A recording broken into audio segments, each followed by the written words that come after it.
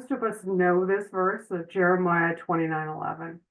For I know the plans that I have for you, declares the Lord, plans for peace and not for evil or wickedness, to give you a hope and a future. See, God's never uncertain. He always knows what he is doing. He's always working toward an expected end. He gives us the expectation of our faith. Sometimes we have to wait quite a bit of time.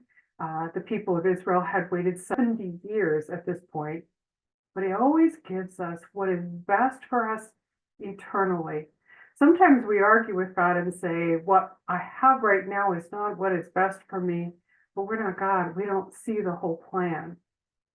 So the context of that verse is that the people had been in captivity for 70 years.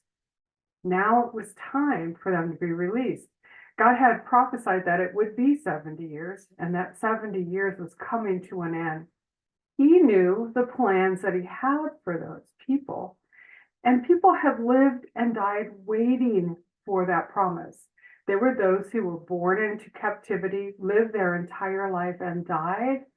And there were those who lived their entire life and were ready to come back.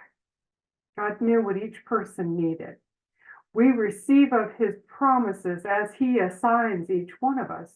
So our life looks different, but it always is the same in that we have a God working out our life for us. You know, when I looked at that verse and the context, I realized that women have been captives too.